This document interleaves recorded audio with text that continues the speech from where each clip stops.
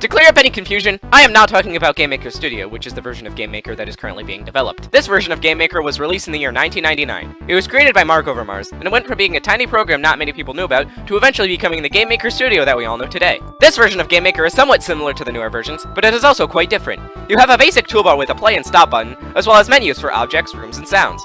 You can also write a help file, which gives you a WordPad file to edit. There is also a feature to pause the game, which was removed from GameMaker in later versions and put into debug mode.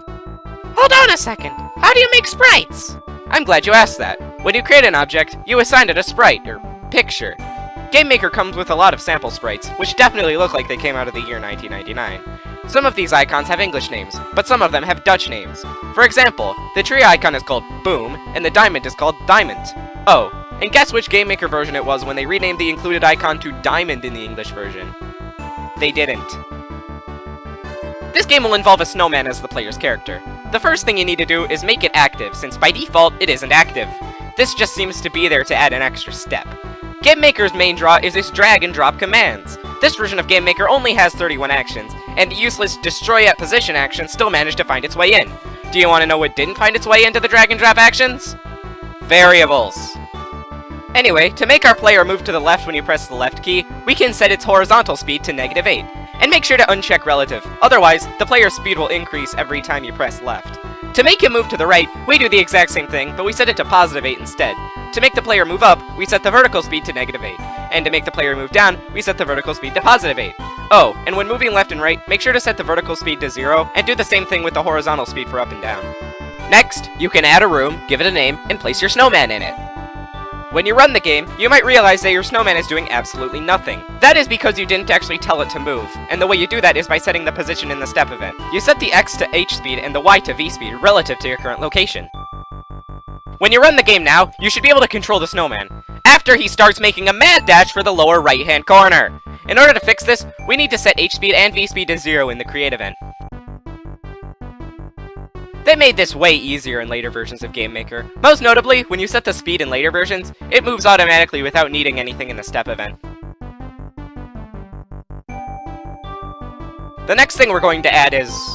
Hold on a second. What's this? A Vase Sprite? I've never seen this before. And it looks like I just broke it. How dare you! You broke my most favoriteest face! That costed me 1 maze game! Da da da da da da! Also, that must have been a very inexpensive vase. Who are you, you green thing? I'm Mimi, but you can call me Mimikins if you want. Anyway, I can't do this with you being in this room, so kindly get out and stay out. And as for you, until you can make me a game to make up for the broken vase, I own you! Enjoy labor!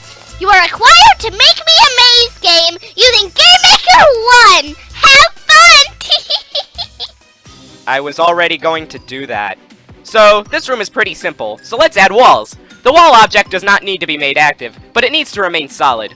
When the snowman meets the wall, you want its horizontal and vertical speeds to both be set to 0. When you run the game, you will realize that it is terrible at stopping you, so you need to set X to X previous and Y to Y previous. Of course, these variables actually need to exist, so we put them in the step event using this code. But he's not stopping! Oh, the X previous and Y previous code needs to go before your character moves. That's better! Now show us how to do it correctly the first time from now on! So, now you can add walls to the game. You can choose what object to add in your room by selecting it in Current Object.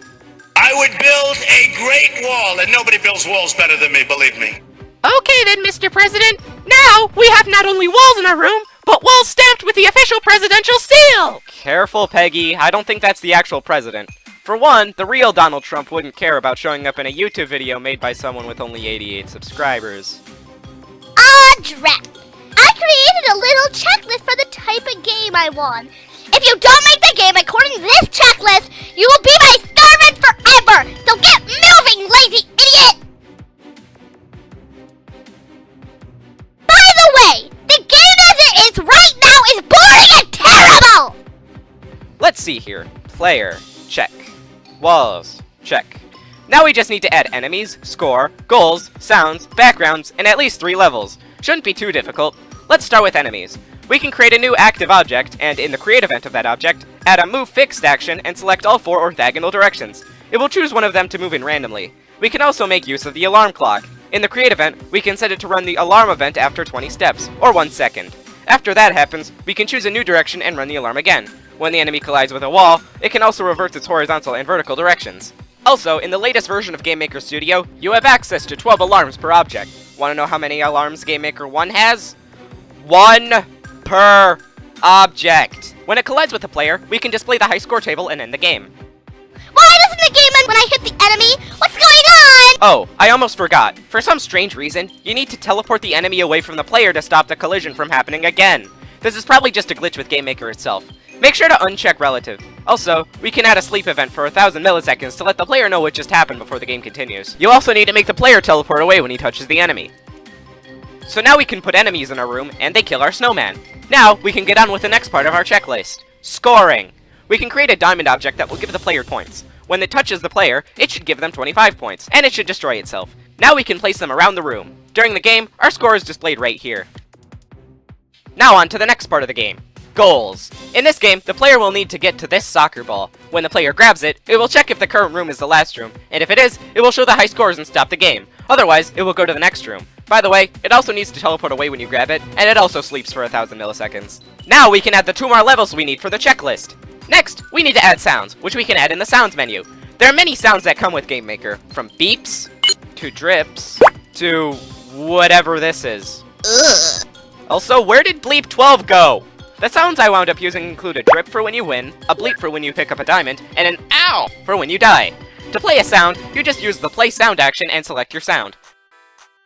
The last thing we need to add is backgrounds. GameMaker 1 came with several backgrounds, all of which look like they were directly taken from GeoCities. You can also stretch them, which doesn't look very good either. This game has 3 worlds: Sky, Space, and Evil Hell Vortex! And now the game is done.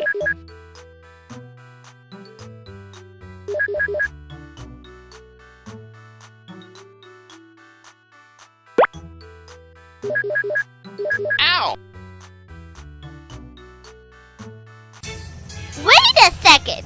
I wasn't expecting you to actually finish it. I'll get you! That just happened. If you want to download old versions of GameMaker, I will be leaving a link to an archive of GameMaker.nl in the description. Thanks for watching, and I'll see you whenever I make another video.